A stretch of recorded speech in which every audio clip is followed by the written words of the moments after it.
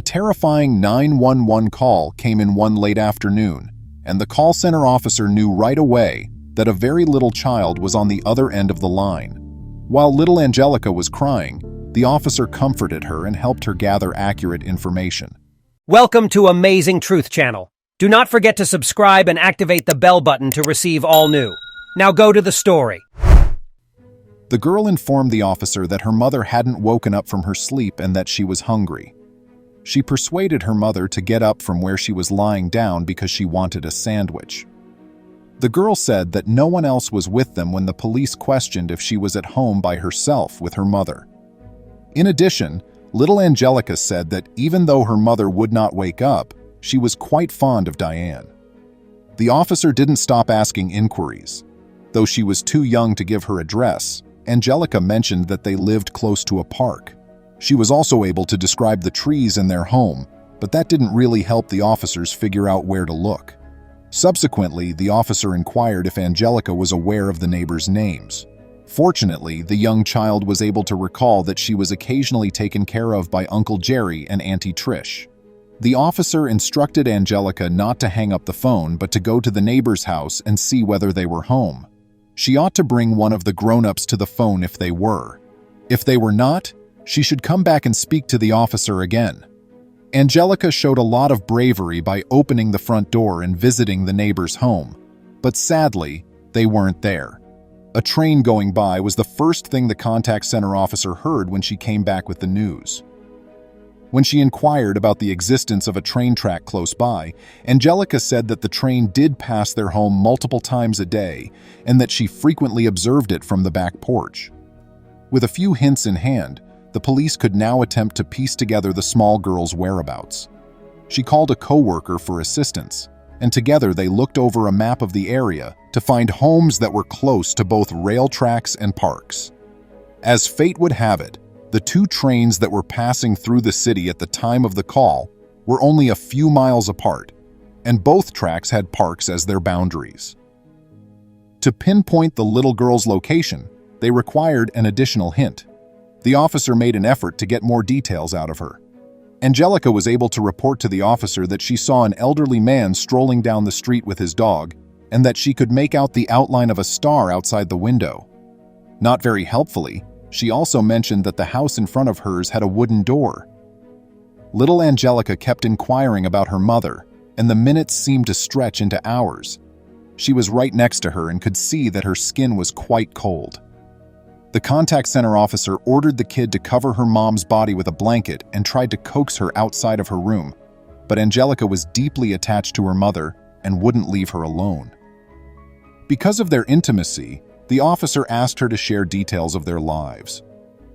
It came out that Diane had never mentioned Angelica's father or her own parents and had raised her daughter alone her entire life.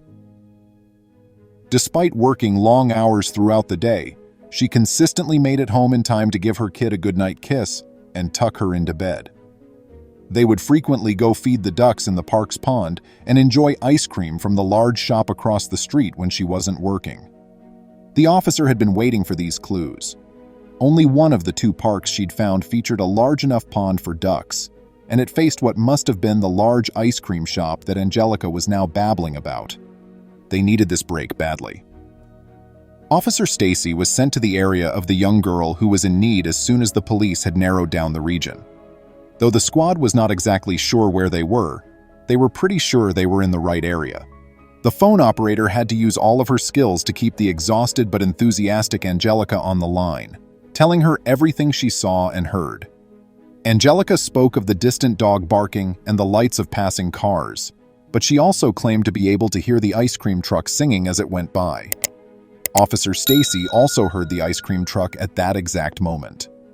The responding officer gave a hearty round of applause and assured young Angelica that assistance was on its way. Holding a red spotlight, Officer Stacy asked a dispatcher to connect her with the girl before making her way down the street.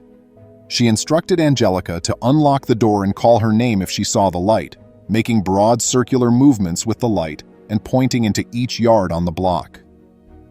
Officer Stacy asked some of the neighbors who had come out of their homes if they knew a girl named Angelica. She soon found the house, and as she flashed her red light once more, a small, terrified girl ran up to her and leaped into her arms. "Mom is not awakening." "I'm hungry and scared," Angelica stated before breaking down in tears.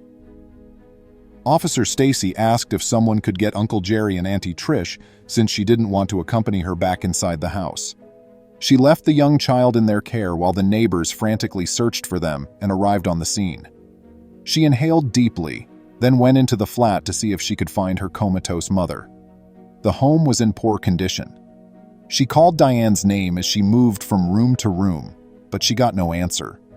She had a strange sense about what she would discover upstairs when she stood at the base of the stairs. She had a deep affection for kids and a strong desire to shield them from the harsh truths of life.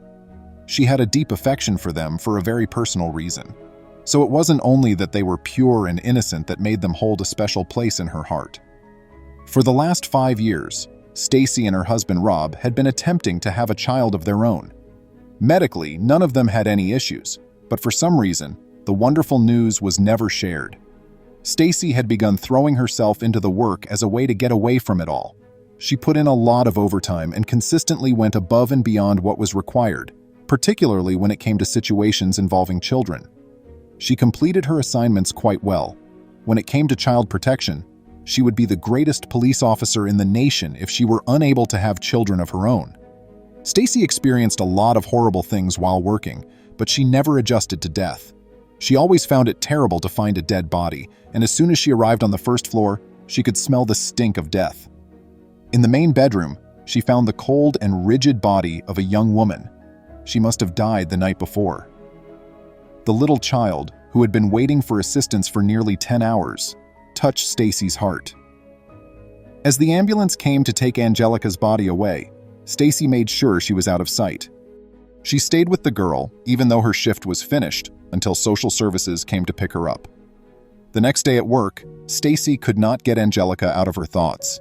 She was aware that the trauma would only exacerbate the anguish the young child had experienced the day before, and that she would have to confront the tragic news of her mother's passing. She yearned to give her the love she deserved and needed, as well as to shield her from any harm. But how could she do that? Then, Stacy saw an opportunity blossoming right in front of her eyes. When she told her husband Rob that she wanted them to adopt this little child, he was initially taken aback. After weighing the advantages and disadvantages, the couple decided that they ought to try to find Angelica a place to live. They had always desired to have their own children, after all, and this girl was in dire need of a family that would adore her. Little Angelica was immediately entrusted to their care, eager for a fresh opportunity at love and serenity after the court accepted their application without hesitation. What a heartbreaking tale. Regarding the call center officer's skills, what are your thoughts? When did you need to dial 911? And if you had been Stacy, would you have also adopted tiny Angelica? Leave a comment below to let us know. I appreciate you watching, and I'll see you later. If you like the story, surely the next video that's appearing on your screen will move you too. Don't forget to subscribe to the channel, give us a thumbs up, and activate the notification bell so you won't miss any of our next videos. A huge kiss, and see you in the next story.